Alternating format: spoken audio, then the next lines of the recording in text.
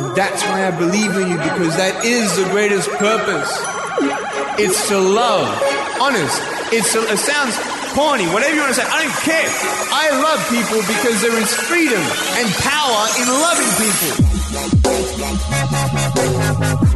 Hello, all you positive heads out there. Thanks for tuning your beautiful brainwaves into another episode of the Positive Head Podcast, where we are firmly convinced that creating success and happiness is rooted in understanding the ultimate nature of reality, and the fact that as human beings, we are all immensely powerful fractals of the one and only source consciousness, which creates and animates all things. Now, of course, understanding this powerful truth is one thing. Applying this incredibly empowering wisdom to everyday life, well, that's another, which is exactly why we provide you with a fresh serving of soul food for thought 5 days a week to help constantly remind you of what matters most. You are it. And I'm your host, Brandon Beecham. I'm the one who will be here with you each and every Wednesday, interviewing a different consciousness changemaker that is also out there working tirelessly to help catalyze change and expand awareness all across Spaceship Earth. On the other 4 weekdays, you can hear me discussing topics such as my favorite thought-provoking quotes, reading and discussing wisdom from empowering books, playing clips from various inspirational spiritual teachers, sharing a bit of mysterious news, taking questions from the audience, and essentially digging into any other mind-expansive topics that will help keep your soul fed by tuning you into positive vibrations on a consistent basis. And you guys have heard me say that if I ever run ads on the show, it will only be with a company that I fully support because I believe their intention is to make a positive difference in the world. Well, I'm pleased to announce that day has arrived and that this episode of the Positive Head Podcast is being brought to you thanks to the support of Gaia. If you're not familiar, Gaia is the go-to source for streaming consciousness content online. And you can sign up for your first month for only 99 cents at gaia.com/positivehead. That's spelled GAIA.com/positivehead. Check it out.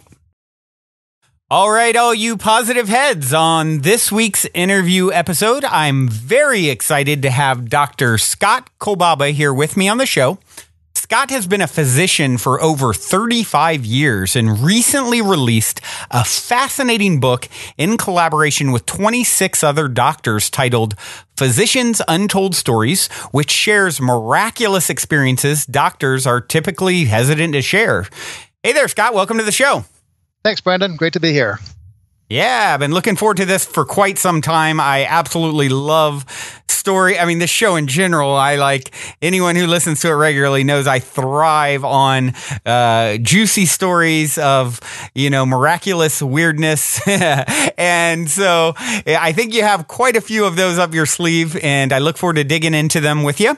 There are quite a few. I agree. Yeah, good. Well, before we do dig into those stories and everything that you have going on in your world, question I always like to open with. You're in an elevator. You've got 10 floors to answer. The gal next to you looks over, says, "What's your passion?" What do you say? My passion is helping the world realize there's something else out there. And I've written a book that is an anthology of stories, only stories that are from doctors. And the things that those stories answer would be things like, is there something else out there? Is there some force higher than us? Is there a God? Does a God participate in our lives on a daily basis? Do people that have passed away that come back at times and help us in the things that we're struggling with? What makes doctors tick? Is love the universal force? That's the greatest force in the universe. Those are some of the things. Simple questions like that. Yeah, well, that's a lot of juicy information that pretty much we dig into constantly on the show, trying to, sort of get a perspective on, as I like to call it, the ultimate nature of reality. So before we dig into some of your thoughts on these things, and of course your juicy stories that you have, I'd love to get a little background on your story, your personal story leading up to such a unique book. Well, I've been an ordinary doctor for 35 years. I see sore throats, heart attacks, whatever. And I've had I've got a routine practice. I'm not anyone special. I'm an ordinary doc, but I've had a few experiences that really got me thinking about: is there something else out there that the doctors experience? And let me just tell you one of the first ones. Sure. I have seven kids. Whoa! I know that sounds like 7 children. 7 children. I'm not sure, Brandon, where they all came from, but I've got 7. So what you're telling me is in addition to being a doctor, you're also a saint. My wife's the saint. Okay, got it. Some funny. Are adopted, some are biological. I'm not sure which ones are which anymore. And what I love, one of the things I love to do most is get together with the whole family. And everyone surprisingly still gets along. And I love vacations. And as a matter of fact, I love vacations so much that I start planning the next vacation on the vacation before. And it drives my wife crazy. My kids put up with me. But I remember one particular vacation that was really special was to Cape Cod. Have you been to Cape Cod, Brandon, by any chance? I have not. I've never been to Cape Cod. It's a beautiful place, and we love to go there. Everyone loves to go there. We love the seafood. We love the beaches. And this was a particularly special night. Everyone in the family was there. We were watching the sunset. The kids were running around the yard. It was, you had to pinch yourself. It was just such a special, special time. And the boys on vacation like to cook. So the boys went out to the grocery store with their scruffy beards because we have a beard growing contest on each vacation. And unfortunately, mine grows out white these days, and the rest of them are dark still. And we were at the grocery store looking at what to get, and we always like to get things we don't eat at home: swordfish steaks, corn on the cob, and then we saw a stack of pies there. And the pies were cherry pies, and with a family as large as ours, we needed 4 pies for one dinner. So we bought the pies, and that got us to talking about our favorite pies, and we thought back, and all the boys that were there said, Grandma's pies were really special. She used to make rhubarb pies. And when I was a kid, we had a rhubarb plant in our backyard. It was a big rhubarb plant. And at the end of the season, my mom would go out and she'd pick all the stalks, and she'd make this most incredible sweet rhubarb pie. And when we go over and visit her, all the boys and girls and I would sneak into the kitchen. I'm sure it wasn't very sneaky because my mom, I'm sure knew exactly what we were doing. With spoons in hand, we ate rhubarb pie right out of the pans. No dishes. We just all dug in. Very sanitary for a doctor, as you can tell. And so we started talking about that. We thought, my mother had died by the time we were in Cape Cod and on this vacation. And we talked about how special it would be to have my mother there, and that, I bet she would make a rhubarb pie for us if we were there. So we went back to the house, and we cooked our swordfish steaks, and everything was just absolutely incredible. It was just one of those perfect nights. Everyone was loving each other and talking and laughing, and then my mom or my wife served the dessert, the cherry pie, and I was sitting in the easy chair, and I took a bite of the cherry pie, and I suddenly got goosebumps up and down my spine. It wasn't cherry. It wasn't cherry pie. It was rhubarb pie. Wow. I went back and looked at the box. It said cherry pie. Now there are some logical explanations, that maybe in the bakery or the factory wherever it was produced, they substituted rhubarb for cherry or whatever. But my interpretation of what happened there was that my mom was really there sharing a special night with us, with the family. Wow, that's incredible. So after that and a few other experiences, I started to talk with doctors, and I would say, do you have any stories that you can't explain scientifically? And there are lots of docs. I interviewed about 200 docs ultimately, and there are lots of docs that had these incredible experiences. And the ones I included in my book were ones that either gave me goosebumps or made me tear up. And and those are the ones I put in the book. And there are about 30 stories like that in the book, and they're really, even now when I read them, sometimes I still, even though I've written them and cleared them with the doctors, I still get a little choked up sometimes when I tell the story or when I read it. Yeah. Well, I mean, just your story, the pie story there, it gave me goosebumps. It's like, as you're having this very meaningful family, oriented night and acknowledging how special everything feels and acknowledging how you wish she was there. And then here it is, a way to say, hey, I'm here in a very, what a trip. I'm ashamed to admit I bought many a pie in my day, and I've never had one that said one thing on the box and turned out being another, right? I mean, that's pretty odd. It's unusual to get rhubarb pie at a store, too. I don't think I've seen very many rhubarb pies. You see a lot of cherries. I was just thinking that. I don't think I've ever seen that sort of thing. I had a story just the other day, 2 days ago, and it just kind of made me think of it, how, and it's not with a relative that is being missed, but similar in the sense that, and it's something that we constantly talk about on the show. I was having a conversation with my mother, and she's had a particularly rough kind of patch in her life. And I was talking about how, so a lot of what I talk about on the show, which is, hey, Mom, you just really need to skip, you need to smile at all of it, embrace the challenge and skip through it. And we were out at an outside kind of mall thing, doing a little Christmas shopping, and I started she said something about me, my comment of skipping, and I started skipping, come on, skip with me, being really silly, right? And literally maybe 10 minutes later, father and his daughter come skipping right in front of us, and we're like, there you go. There's the, confirmation of what we were just talking about. And it's something that really, I think, affected her. Whereas me, these kind of things happen so much. It's maybe even, I'm just getting or it's my everyday life. But it's particularly special when you're having a conversation about someone who's such an integral part of the family. And then, lo and behold, there they are, sort of making their presence felt. You think that was a coincidence? I would say no. I don't. I would say it was definitely a wink from the universe, and a sort of a stamp on what I was saying to her, and it had that effect. I think it really helped to make it sink in. And that's what I found when I tell people some of these stories. They say, "Oh yeah, I've had a coincidence like that I thought was just a coincidence, but now that you're telling these stories, maybe it wasn't a coincidence."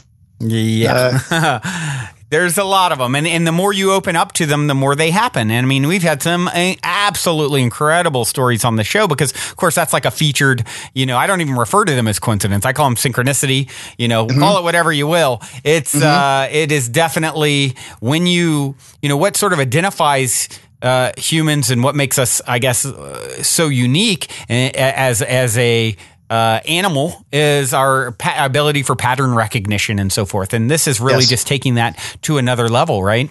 When you start to notice these patterns and you open up to, okay, is there pattern recognition that's outside of sort of what would really be within the realm of possibility or chance? And once you start even opening up to that, that's when I always say, hey, don't believe me, listen to me with an open mind, but buckle up your seatbelt once you start paying attention to these things with an open mind. I mean, I literally get stories all day, every day, but they still never cease to sort of excite me and, give me goosebumps. And especially when you start talking about, a lost loved one making their presence felt. I mean, that's particularly special. Sure. Absolutely. Absolutely. So why do you think nearly, you have 26 or so other doctors, of course. Now, I know it's thankfully, we're getting into an era, I believe, where there's less sort of frowning at these sorts of exploring these sorts of concepts than maybe there was for physicians in the past. And you could speak to that way better than me, having practiced for 35 years. But it seems as such from my perspective. But still, I mean, why do you think these physicians were all willing to kind of come out with their miraculous stories that they typically are hesitant to share to you and to be put out in this book? I thought about that for a long time because these are regular docs. These are docs that you would, or your listeners would go to for a broken arm or a heart attack or any GI problem or whatever. They're not. They're just routine workaday docs. And I thought a long time about why these are absolutely incredible stories. Stories of premonition, stories of dreams of patients, visions, people coming back from the dead. And these doctors really stuck their neck out, I think, to bring these stories to light. And a couple of things that I thought about. I've been a doctor here for a long time, and everyone knows me, and they trust me. I've gotten their trust, and I think they trusted me not to distort the story or to change it, and Sure. that's what I did. But I think, and the second reason I think is that there's so many doctors that came up with these stories that you're not going to be criticized as much when half the community has a story like this. But the real reason I think was very interesting, and that is, in the book I call these doctors sappy do-gooders, because the doctors, when you really get to know them really well and talk to them at a level that we normally don't talk to each other about. They want to do something good in the world every day. They want to save the world. And we write when you get into medical school, or when you're trying to get into medical school, you write a little essay about why you want to be a doctor. And everyone says, I want to save the world. I want to help someone every day. And these doctors, even the ones with really gray hair that are really old, still every day want to do some good in the world. And I think they recognize that this world is changing, and that people don't have a belief system. And I think they wanted to show the world that there's something else out there, and that they are aware of it, and they use it in their practices many times every day. And this force, what many of them call God, and what I call God, participates in their lives on a regular basis. And I think they wanted the world to know that. And I think that overcame any negative potential of criticism. And what's interesting is we had a book launch, and there were about 700 or 800 people at the book launch, and the doctors were really excited about sharing their stories and coming out. And even one that was anonymous said, "I don't want to be anonymous anymore. I want to be part of this movement to let people know there's something." So that was really cool. Wow, that's what a wonderful idea that you had putting this together. And you're probably familiar with Eben Alexander, I'm assuming, who I actually had on the show many months ago. And what a fascinating story! Yeah, what a fascinating story he shared. And it's of course he got all this press because of sort of who he was and all those things, but. I'd love, of course, and I know the listeners, we're all suckers for great stories. So, like I said, really looking forward to hearing some of your favorite stories from the book. Good. One of the ones I particularly like is from Steve Heim. Steve Heim is a back surgeon, orthopedic surgeon. He's also a trauma surgeon. And Steve is incredibly athletic. He can do 1,000 push-ups and 1,000 sit-ups. He was in the Navy and worked with the Navy SEALs, and he's kept really fit. And so he likes to go skiing. He was skiing in Colorado with his wife and his wife's sister, and they like to go on these back rugged mountains. And they were on the top of one of these mountains, just had gotten off the ski lift when a blizzard hit. And the snow came down like crazy. The temperature dropped 40 degrees. The wind was blowing like you can't believe. And they had to ski down. So he started skiing with the girls, and they could see about 10 feet in front of them, and that's about it. And they're skiing down this mountain, and they came to a patch of trees, and they had to go to the right or the left. Well, Steve went to the right, and the girls went to the left. And until Steve didn't realize that until about 10 or 15 seconds after he made the turn to the right. So he decided to ski back through the trees. And as he was skiing through the trees, he suddenly experienced something that he didn't know what to deal with. It became very quiet. It was silent. The wind's blowing. The snow is coming down like crazy still, but it's so quiet he can hear himself breathe. And he gets this feeling in his chest that there's some dreadful thing happening, and it's a life and death situation that only he can solve. And so he stopped skiing. And he's standing there in the middle of the woods, in the middle of these trees, and he knows the girls are waiting for him on the other side. But he sinks down to 5 feet of powder snow, and he's wondering what he's doing. He takes off his skis, and then instead of walking toward where the girls are, he walked in the opposite direction, up the mountain, climbing, walking, climbing the mountain. He still has this feeling of dread that there's something really serious happening. And he came to a big pine tree right in front of him, about 100 feet or so from where he stopped. And there's a tree well. As the snow comes down to the base of the tree, it forms like a big bowl. And he was standing right over the tree and looked down into that tree well, and he suddenly realized why he was there. There was a body underneath the tree, covered with snow. Oh, wow.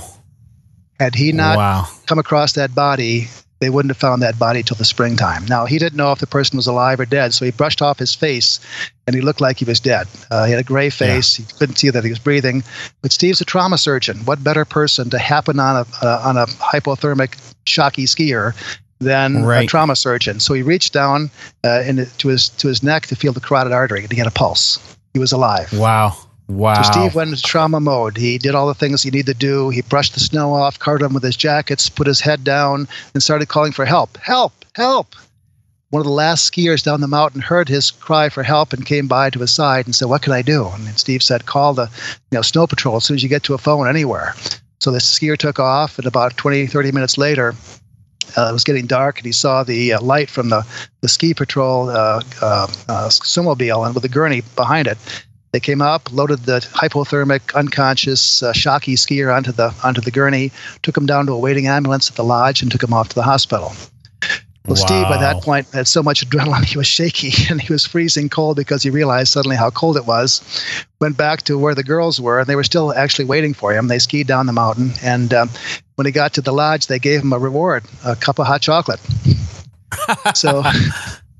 So the next morning, he inquired as to what happened with the skier, and the Snow Patrol said, "We took him to the hospital.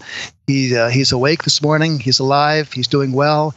Steve happened to splint his broken leg because he's an orthopedic surgeon with a tree branch in some of his clothing, and the orthopedic guys that were taking care of his broken leg were impressed with his the technique of splinting his leg with the tree branch. So that was one of the stories that really got me going. When I heard that, I thought, this is incredible. I've got to tell this story and other stories that I was listening to. So that was one of the big stories that got me really going. Yeah. That's absolutely incredible. Yeah. It's, and there's so many of these sorts of stories where it's all of a sudden the intuition kicks in and, something is letting you know, your intuition, your guides, as some people would say, your higher self, whatever it is. And I bet that guy bought him more than a cup of hot chocolate afterwards. Like, he never saw him again. He never saw him again. Yep. Wow. He inquired, was this some famous person? Was this a senator somewhere? And no, he was an ordinary workaday guy. He was a plumber in one of the small cities in Colorado, and it was his turn to be saved. And whatever Steve said, this is God in action here. This is God that led me to him. And Steve's not a religious guy. He doesn't go to church. Yeah. Sure. But he believes that this if you don't believe in something after an experience like this, he said you won't believe in anything. Yeah, absolutely. And it's interesting. And that's something that, of course, we talk a lot about on the show as well is, what is the ultimate nature of reality? Is there this, God figure? Is it, as I am fond of saying, it's all the same. It's all us. We're extensions of that source, is maybe what I would refer to it as. But, just because God can be such a loaded sort of term, religiously speaking, and you have this idea of a guy on a throne. And, I personally believe, and of course, I'm curious. That's something that I was going to get to because I am very curious. And I've had people from all different perspectives on the show as guests. But, wondering overall, and I want to hear more stories, but would you say most of the doctors were religious beforehand? Are they religious? Are they, as I would say, I would consider myself spiritual, not religious. Whereas, once again, it's all within me. I am literally God, but so are you. And so is the guy who was found there. And so is the finder. It's all extensions of the same energy. What would you say overall? Curious what your kind of perspective is on this. And also overall, the doctors in general. I think the docs are about half and half. Half are pretty religious and spiritual. Okay. And half are are not. But I was impressed that most doctors are spiritual. They believe there's something else. And in the book, I try not to be preachy at all. I just told stories, and from the perspective of each doctor. And some mentioned that this is God's hand, and some said there's some spiritual thing that took over. So right. I'm reasonably religious. I believe in God. I believe that He intervenes in our life. But and some doctors had stories that they said this was a watershed point in my life. After this story, I believe that there's something, that there's a God. And one of the fellows, just go ahead.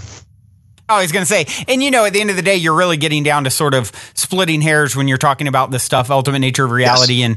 And, what I would call God is sort of the conglomeration of us all put back together. When all the puzzle pieces go back into the box, and it's sort of a sliding scale. You can look through the avatar that is, that is Brandon or Scott, and that is a small fractal. It's a chip off of God, so to speak. Or you can slide up the scale, and you're looking through the eyes of it all. And one of the things that, just to kind of throw out there, and then I really want to hear some more stories, is that you may be interested to examine is, and what I found very interesting is how many people who've had like near-death experiences or even psychedelic experiences, like using DMT, which is like the most powerful psychedelic, which is also found naturally in all throughout nature, plants, animals, us. It's in our brain. You probably know this. And what people have found, so many of them have found when they have these experiences, whether through meditation, whether through near-death experience, whether through, taking a substance like DMT or ayahuasca or something, is when they have these spiritual experiences, as Eben Alexander did, to use one example, they kind of come back with a very similar perspective. And it's like, holy smokes, it's all one, and I am it. I am one with it. So there becomes this sort of, as opposed to a religious, which it creates more of a God is out there and needs to be worshipped, or it's external in some way. It's so I just wonder if that might be something that you might find interest even in exploring and researching, because that's the one thing that I really love seeing is the people who've had these firsthand spiritual experience so many times come back with this sort of the same perspective. It's all one, and I'm part of the one. And that's what I found. I'm a busy guy like you are. I don't have a chance to read very much. I work a day. I've got a bunch of kids. I'm busy all the time. But since I've written the book, I've had a chance to read some other stories and listen to other experiences from other people, and they're very similar. The kinds of spiritual experiences that near-death experiences that people have are very similar, and you begin to think that there's something. It's more than just coincidence that multiple people have had exactly the same type of experience and didn't realize it. Right. One of the things that got me going in the book was a near-death experience. Dr. Dave Mokel, who's an orthopedic surgeon, again, was operating on one of my patients. It was an ankle surgery, and she was unconscious in the operating room. And they gave her some antibiotic, and when they did, she arrested. She had an allergic reaction to the antibiotic, and she was flatlined, unconscious, no pulse, no respirations, eyes closed. And when they have a code in the OR, what happens is they get people from all the rooms adjacent come running into the room and try to help out. And there was a tech that came into the room with really bright red hair underneath his surgical cap. You could see the bright red hair. He started to do the compressions, the CPR. And Dr. Mokel, who was in charge of the code because he was the surgeon, was feeling for a pulse. And then the person that was doing the CPR wasn't generating a pulse. You need to generate a pulse. You need to press hard enough to get a pulse. Otherwise, you don't perfuse the brain and the person dies. So he said, move over. I need to do this myself. And the fellow that was doing the CPR didn't move. Now, codes are not things that are very polite. There's a life and death situation. And so when something happens, you don't say please and thank you. So what Dr. Mokel did is, after about 2 or 3 requests, he said he just pushed the guy aside, and he stumbled away, and he started to do CPR himself. Well, he generated a good pulse. They gave her some IV medications that got her heart going again, and she didn't wake up into consciousness, but she started to breathe. Her heart started to go again, and she was alive. So they moved her from the OR to the intensive care unit. The cardiologist took over, and the next day she woke up, and she was fine. They determined it was the antibiotic. And then a couple days later, when she was ready to go home, Dr. Mokel was giving her some final instructions as to what to do with her ankle and so forth. And she said, "Thank you for saving my life." And Dr. Mokel is a pretty humble guy. And he said, "Well, thanks. It was a team effort. Everyone kind of participated." And she said, No.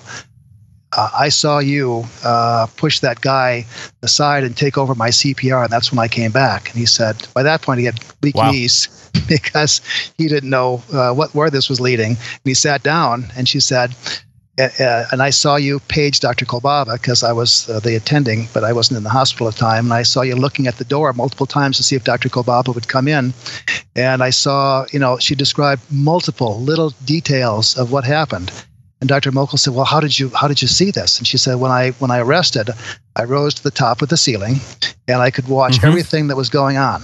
And while I was there, my grandmother, who had died a long time ago, came to me and said it wasn't my time to go, that I should stay, and that if I'm a kind and considerate person and a good person the rest of my life, she'll have a special place for her in heaven. And wow. By this point, Dr. Mokel just didn't know what to say. He's a very scientific person. He's trying to explain this in his mind, and he had no explanation for it at all. And I said, when Dave Mokel was telling me the story, I said, "Dave, who did you tell this to?" He said, well, no one. They think I was crazy. And so when he told me the story, I thought, boy, I've got to listen to some other stories like this. And the interesting thing is, when Mary, who's the person that had arrested, left the hospital, she was the kindest, nicest person in the world. Before that, she was what we call a curmudgeon. She was not a very nice person at all. Always upset, angry, and she totally changed. She didn't live a long life because she had multiple medical problems. About 3 or 4 years, she died.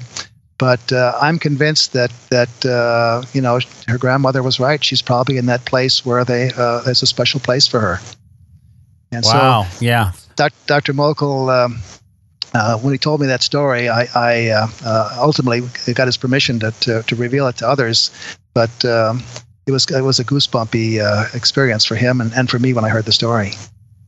Yeah, it makes me instantly think of Christmas Carol. Here we are recording this right before Christmas time. I don't know if you've ever seen Christmas Carol, but you have the Scrooge, who is sort of curmudgeon, as you would say, and he gets the chance to come back and sort of, get an opportunity to change his attitude, and as a result, have a different experience when he's on the other side. And I think that's pretty fascinating that it was such a change in her perspective. What a unique journey for her. How many people really get that kind of perspective? You know what the name of the story is? Mary's Christmas Carol. Oh, really? How funny. There's your synchronicity right there. Right there. So, yeah. All right. Well, now seems like a good moment to take a quick minute to tell those of you who aren't familiar a bit about our sponsor, Gaia. I've been a big fan of Gaia for many years now, which is why they're the only content provider I've ever reached out to in regards to potentially supporting the Positive Head podcast. So needless to say, I'm very excited they're now supporting the show. Gaia truly is my personal go-to source for streaming consciousness content on the web. They have an incredible 7,000 plus exclusive videos covering 5,000 years of wisdom.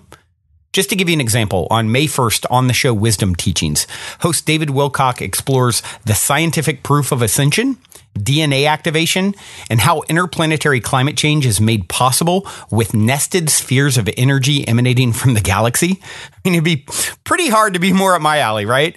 As you guys all constantly hear me say, it's a daily conscious effort to maintain an elevated vibration. And if you're looking to go deep down the rabbit hole to do so, then Gaia is the best place I know of to do it, period. And you can sign up for your first month for only 99 cents at gaia.com/positivehead.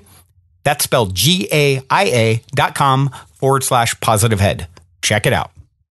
Beautiful, beautiful. So that was your first story that you sort of got you started down the path, hearing from a coworker? That was the one. And when he told it to me, he literally ran up to me on the floor. We were making rounds, and he said, "Scott, I've got to tell you the story."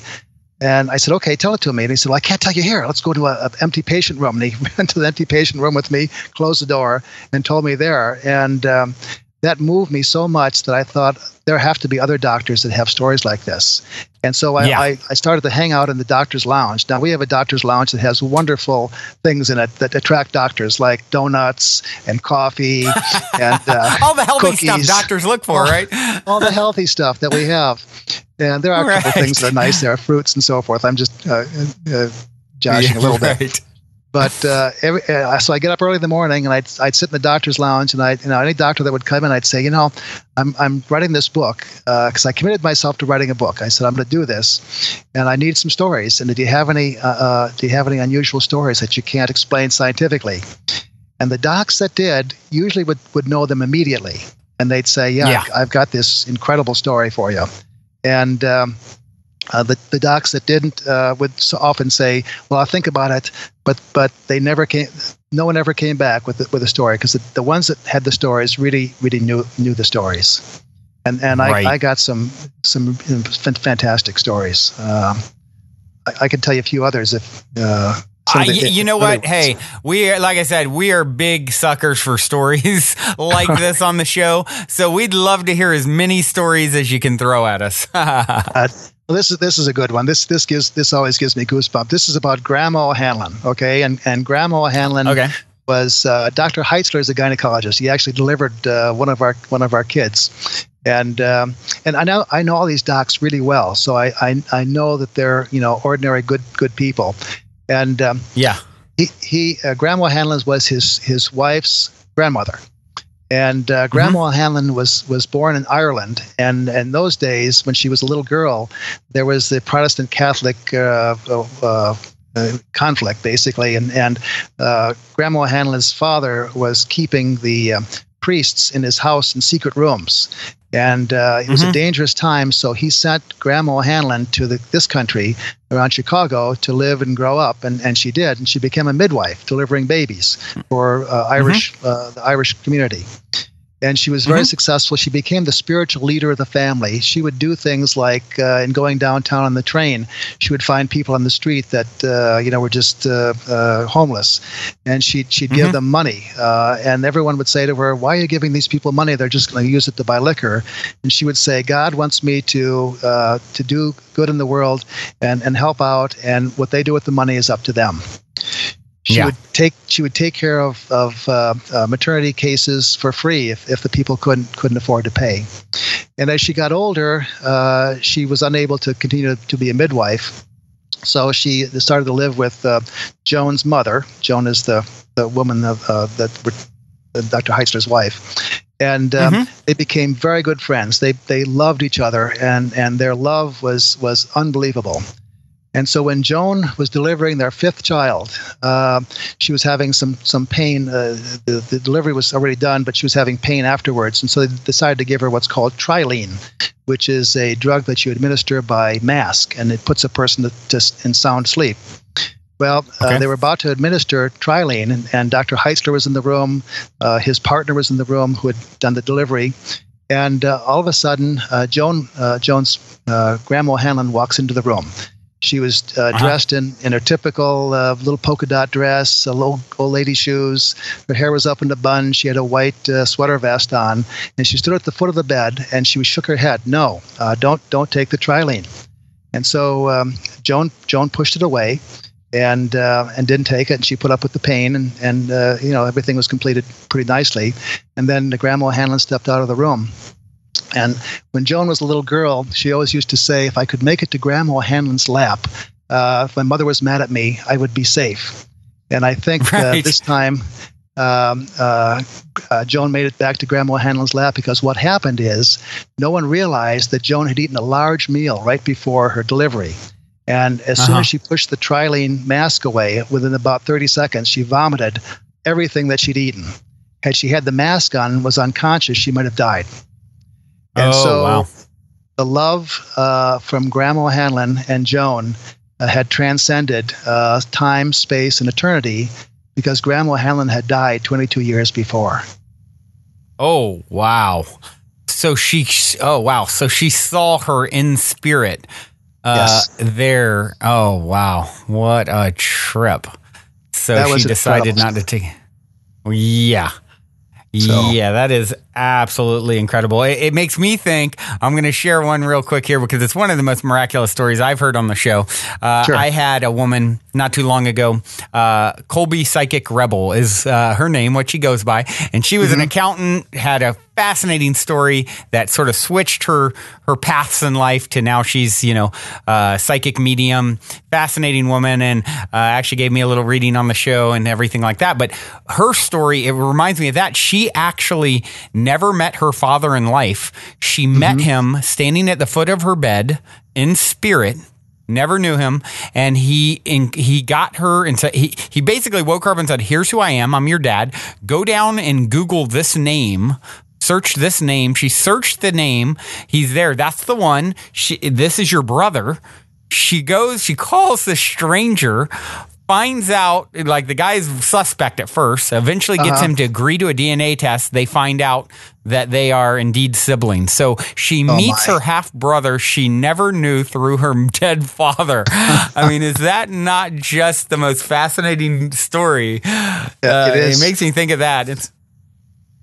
And those things happen, in talking with the docs, those things happen. And what you just did was exactly what I hear from all my patients. And that is, let me tell you this story, because these stories generate reminiscence of the stories that people have had or heard about. And it's fun to hear those stories. Like, I had one patient who said to me, I've had a coincidental experience, but after hearing your story, I'm not sure it's a coincidence anymore. His daughter was trying to get into an internship program in New York, and she got accepted for a 3-month internship, but she didn't have a place to stay, and they couldn't afford the expensive apartments in New York for 3 months, so she was going to have to give up her internship. And so he said that this one night he had a dream. He dreamed about a person that he'd known like 15 years before, and he wasn't a very good friend, but just an acquaintance. And it was a strange dream. Just he was talking to him. The next day, he got a phone call, and who was the phone call from? But this person that he dreamed about. And he said, he said, I just had a feeling I needed to call you. This friend said. And I wanted to tell you about my life. I've been very successful. I've been a businessman. I've made a lot of money. I'm now retired. I live in downtown New York. I have a large apartment with 3 bedrooms. And, I'm a little lonely. And he said, my patient said, well, my daughter's trying to get into an internship and she can't find a place to live. And he said, have her live with me. I'll give her a room of her own. I'll take care of all her meals. And sure enough, she got took the internship and lived with this individual, and it worked out really well. And he said to me, I thought that was a coincidence, but now that I heard your stories, it's not a coincidence at all. Yeah, isn't that funny that someone could have the sort of the skeptical blinders on to such a degree that they would not realize. I mean, what are the chances, right? What are the mathematical chances? No, these are the chances of these happening coincidentally is so remote that and some of the stories are so similar to other stories that it's not a coincidence. So right. Now, you mentioned that you had a doctor who always had a fluttering light that he would physically see the day someone was going to pass. Can you tell us a little bit about that?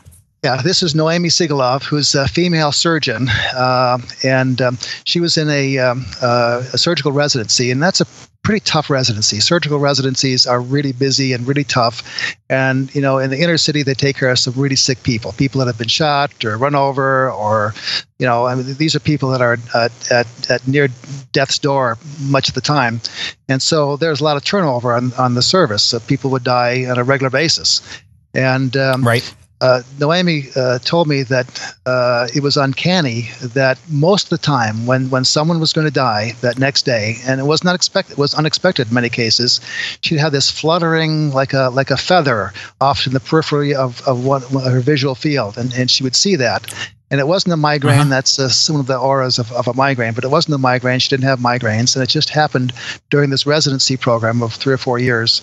And she grew to dread it because she knew when this happened that something bad was happening and that someone would die that day. And she'd have it in her sleep. She'd have it taking a shower in the morning. She'd have it on rounds. And the residents also dreaded her telling them that because they knew she was always right. And when she had that experience and she told the residents in Morning Report, I've had that fluttering again, they'd all go, wow. "Oh no, who's going to die today?" And sure enough, someone would die. Yeah. And wow. she couldn't explain it. That lasted for a couple of years, and that went away. But she's had some other spiritual experiences too. And I've grown to find that people that are, spiritual seem to have other spiritual experiences, and they I think realize those experiences more than others, and can have more experiences. I don't know, has that been your experience too? Oh, absolutely. Yeah, I'm very fond of this statement, where attention goes, energy flows. And absolutely, it's like everything in life. It's like what you're looking for, what you open up to, what you give energy to, you're inviting in, right? You're co-creating it. And this goes back to sort of my belief that we're all sort of, parts of the source that created all things, like fractals of that source. It's like we are creators. So if we are giving energy towards something and opening, we get to a certain point in our own development, our own evolutionary journey where we're opening up to these sorts of experiences, well, then it's, you will start to have them. And if you're saying, bah humbug, none of that is, true, none of that is real, it's BS, which you still hear so much of. I just saw an article the other day. It was this guy, and he was talking about, I don't know if you've seen this, they call him the Hollywood medium, Tyler Henry, this young kid, 19, 20 years old, and he is incredible with the readings that he gives, talking to people's past loved ones. And this guy just sat there and tried to pick him apart, and here's how he's cold reading, here's how he does it. And I'm thinking to myself, have you even watched what this guy does? What about the countless stories? You just given some stories. In what's fascinating about the stories you shared, most of them are in your little circle, right? Like people you personally know so far. I know it gets bigger than that in the book, but it's like they're all around. How many people, she didn't take the thing because she saw her grandmother at the end of the, at the end of the bed in spirit. There are just countless stories like that. So how do you discredit these? Well, you have to be looking to discredit. You have to be looking at it with a skeptical eye. You have to be going into it with the preconceived idea that it's hogwash, right? And so as a result, that's what you find and that's what you believe, and you certainly don't see any of this stuff in your own life. So it's almost like someone, who's never been to Fiji, and then they're trying to tell someone who's been there 100 times what it's like, and here they have no clue, and they're just very matter-of-factly telling you how it is, and it's like, obviously you've had no kind of spiritual experience yourself, so please do tell me all about it, right? And that's why I thought doctors, this is a book of all doctors. I thought doctors are scientists, and if anyone's going to believe this, these are scientists that don't want to accept that something else, besides science is out there. And they've had these incredible experiences. And I thought it was, would be really moving for people to realize that these scientists can't explain these incredible experiences that they've had. And I think that would lend some credibility to this whole thing of there's something.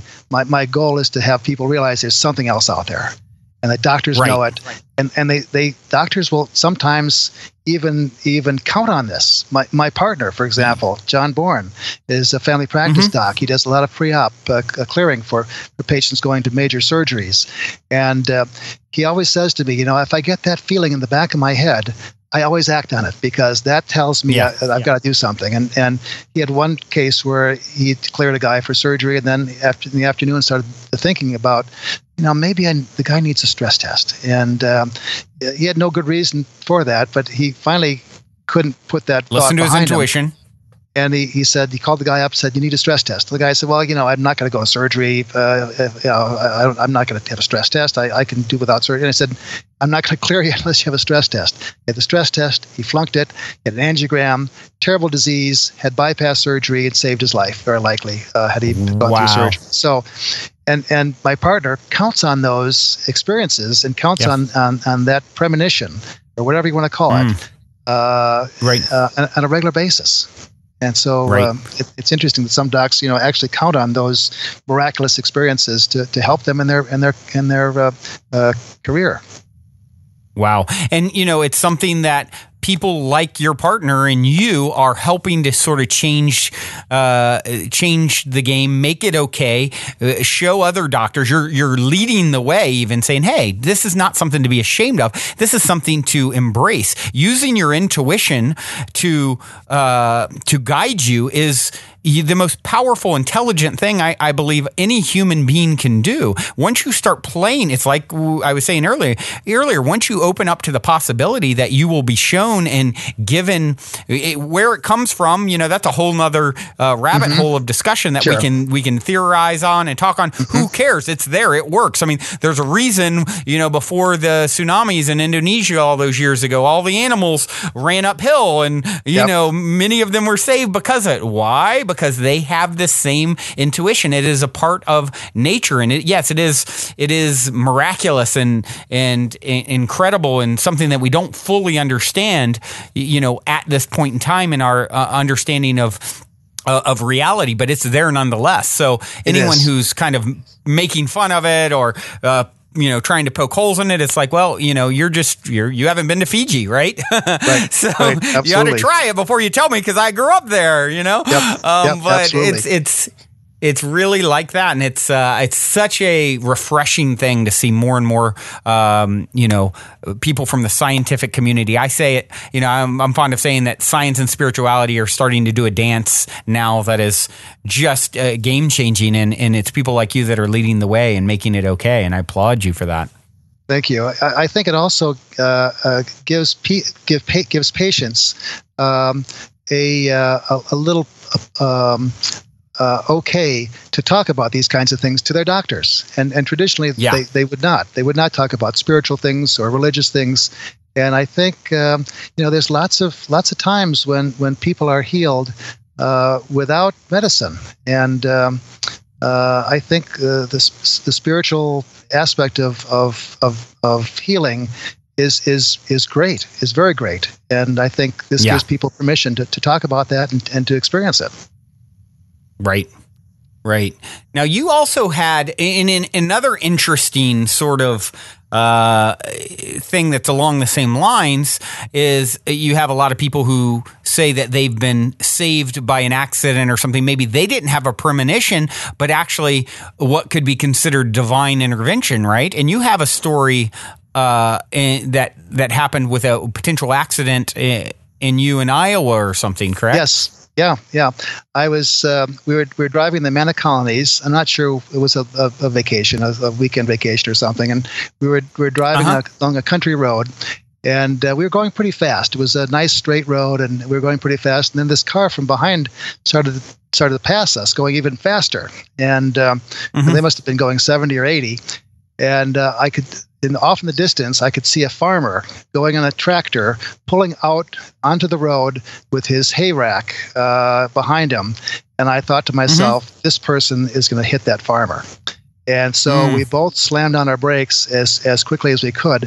And then the most incredible thing happened to me. Everything started to go in slow motion. And there was a steep embankment off to the right where I couldn't, if I would have gone on the embankment, I'd have rolled down the embankment about 30 or 40 feet and had a terrible accident. The person next to me was trying to move over to the right because the farmer was coming out from the left. And so I was able, with this slow motion, easily, and it was so easy to keep the car about 2 inches from the car next to me, trying to pass me, and about 2 feet from the embankment. And I was able to do that for a long distance. We suddenly came to the farmer, and the person next to me hit the farmer, and I was able to go around the tractor with no injury, the car wasn't touched at all. And Wow. we stopped, helped take care of the farmer who was all bloody, and the other passengers. People were hurt pretty badly, but we were untouched. Wow. I was shaking afterwards. And after we pulled over, everything went back to the normal speed. But it was just bizarre that everything was in such slow motion that I had no problem keeping so close to the car next to me and so close to the embankment, but always safe the whole time. It was just amazing. Wow, that's that's really fascinating. You know, it seems like there's been I've heard quite a few stories like that with people in the car. Particularly, I think of reading a book by Don Miguel Ruiz, if you're familiar with him, and I had his co-author on the show, and I think it was even in that book where they talked about a story from him at 18 years old or 20 years old, and he'd been drinking with friends, and here's this accident. He said the same thing. Everything happened in slow motion, and then something like something or someone like literally like pulled him out of the car, pulled everyone out of the car, and miraculously they were like kind of ejected from this accident happening. And so it seems like there's a lot of times where the slow motion thing happens, particularly with car related incidents and intervention of some kind. And what is your theory on what was going on there? What do you think happened? You know, I think there's something higher than us. I call it God, but you can call it whatever you want. And I think He intervenes in our lives a lot, and we should expect that. We should realize that and expect it. And I think that's what happened. And you know, it's interesting that you said there's another slow motion experience with the car. The more I tell these stories to people, the more I realize that there are so many stories that are so similar. Like we said before, the slow motion thing. There's another story about one of the doctors that was from Peru, and he was a pretty bright guy. He out of about 10,000 kids wanted to get into medical school, I think he was one of 40 that passed the test and got into medical school. He tells me a story when he was in Peru. Going to school, that he was in the middle of big exams and so forth in medical school, and they decided to go out one night and party. And these medical students, we all are exhausted most of the time, so their party was very short lived. They had a couple beers, they were so tired they had to almost fall asleep at the table, and they decided to leave. And it's interesting that the night before he had a dream. And he thinks it was a dream. The room, had his eyes closed. The room suddenly filled with light, and there was a voice from behind him, and nothing was behind him except a wall. And the voice said, "Everything's going to be okay." And it was a very distinct dream, and he couldn't interpret what that meant.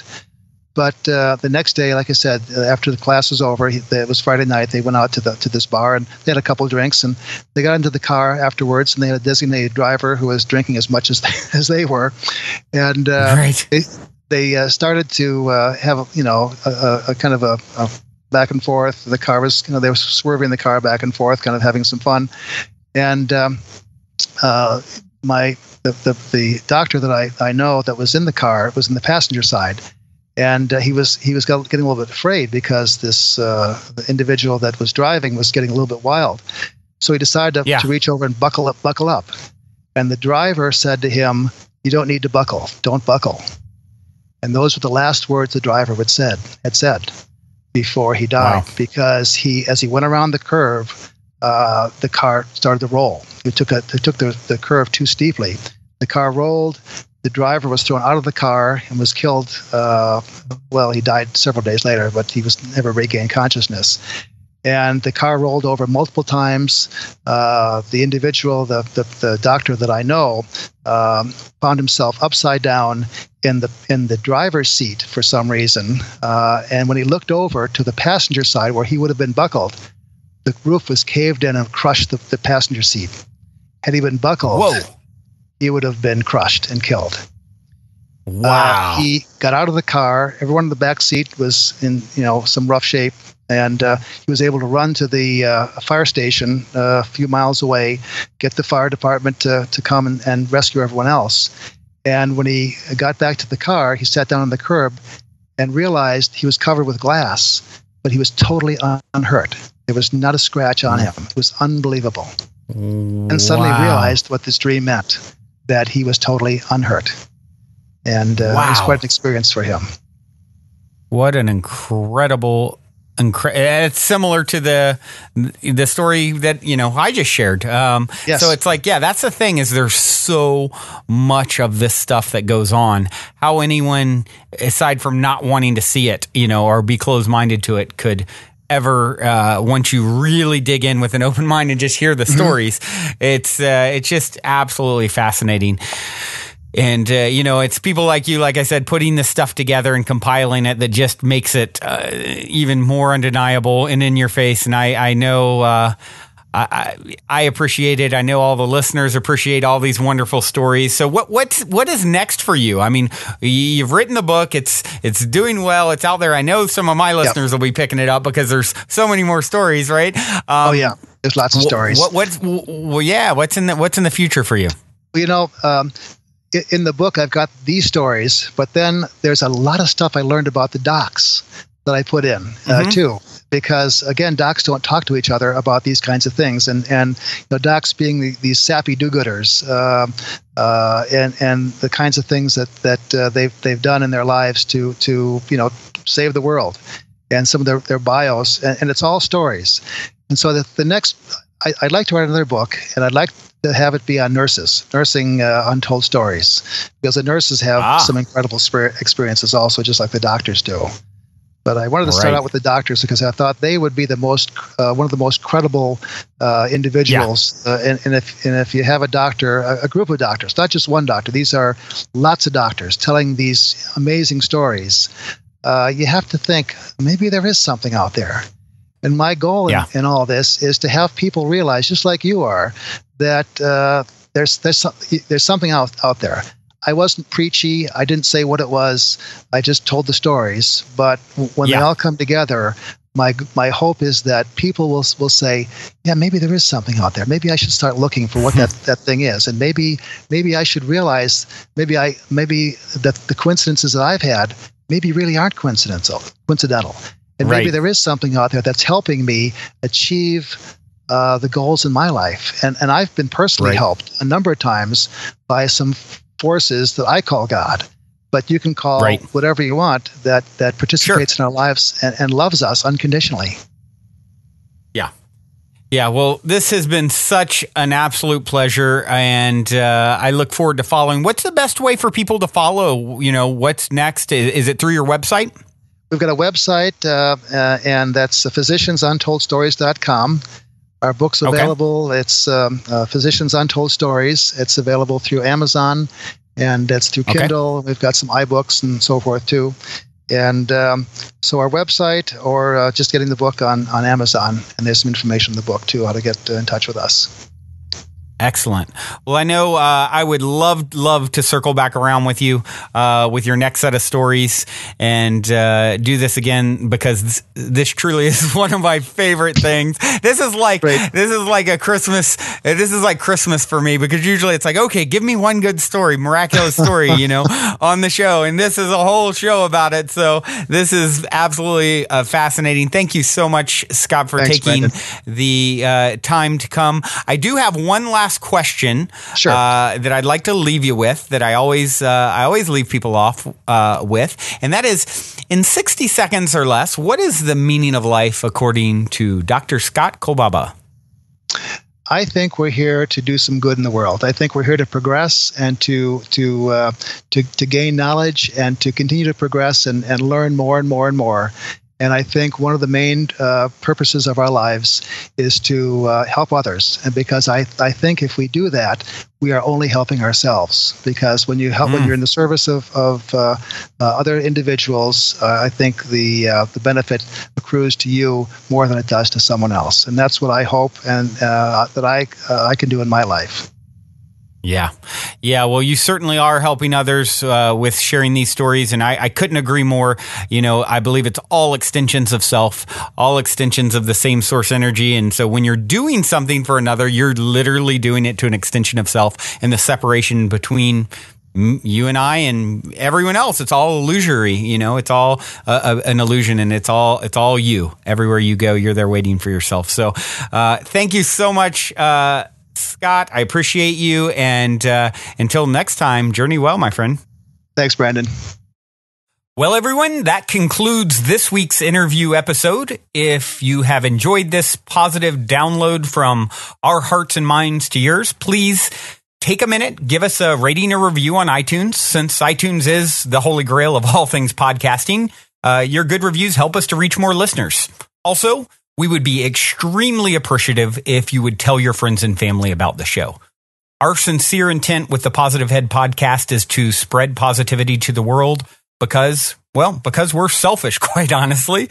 I say that jokingly, but really only halfway joking. I'm referring to the good kind of selfish based on the knowing that we all get what we give in this life, because when we give, we're actually always giving to extensions of self, since we're all really one in the same consciousness, just in different bodies. So if you want to be a good selfish along with us by helping to spread the positivity, by all means, please proceed to shout about the Positive Head podcast from your rooftop. Otherwise, as you continue on your fabulous journey in this 3D reality, be sure to remember this. As long as you ain't dead, you're already positive ahead. Journey well, everyone, and thank you for being.